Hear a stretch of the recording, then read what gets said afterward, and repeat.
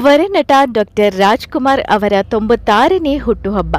ತಮ್ಮ ನೆಚ್ಚಿನ ನಟನ ಹುಟ್ಟುಹಬ್ಬವನ್ನು ಅರ್ಥಪೂರ್ಣವಾಗಿ ಆಚರಿಸಿದ ರಾಜ್ಕುಮಾರ್ ಅಭಿಮಾನಿಗಳ ಸಂಘ ನವಲಗುಂದ. ಸಭೆಯನ್ನುದ್ದೇಶಿಸಿ ಮಾತನಾಡಿದ ಡಾಕ್ಟರ್ ರಾಜ್ಕುಮಾರ್ ಅಭಿಮಾನಿಗಳ ಸಂಘದ ಅಧ್ಯಕ್ಷರಾದ ಜೀವನ್ ಪವಾರ್ ಅವರು ಮಾತನಾಡುವ ಭಾಷೆಯಲ್ಲೇ ಸಂಭಾಷಣೆಗಳನ್ನು ಬರೆಯಲು ಆರಂಭಿಸಿದರು. ಅವರಿಗೆ ಅಂತಲೇ ಒಂದು ಮಾದರಿ ಸೃಷ್ಟಿಯಾಯಿತು.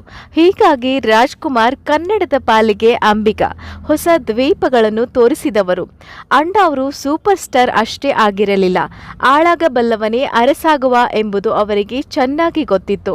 ಈ ಕಾಲದ ಸಂಪರ್ಕ ಸಾಧನಗಳು ಯಾವುವೂ ಇಲ್ಲದ ಕಾಲದಲ್ಲಿ ಅವರು ನಾಡಿನಾದ್ಯಂತ ಜನಪ್ರಿಯರಾಗಿದ್ದರು ಎಂದರು. ಈ ಸಂದರ್ಭದಲ್ಲಿ ಸಂಘದ ಪದಾಧಿಕಾರಿಗಳು, ಸದಸ್ಯರು, ಶಾಲಾ ವಿದ್ಯಾರ್ಥಿಗಳು ಸೇರಿದಂತೆ ವಿವಿಧ ಸಂಘದ ಪದಾಧಿಕಾರಿಗಳು ಉಪಸ್ಥಿತರಿದ್ದರು. ಜೆಎಸ್ಕೆ ಕನ್ನಡ ನ್ಯೂಸ್, ನವಲಗುಂದ.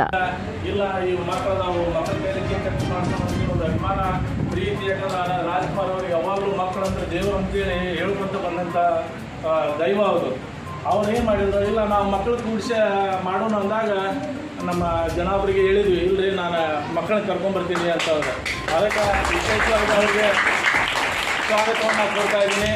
ಆಮೇಲೆ ಹಂಗೆ ಈಗ ವಿಚಾರ ಲಾಸ್ಟಿಗೆ ಏನು ಮಾಡಿದ್ವಿ, ಯಾರು ಬಂದಾಗ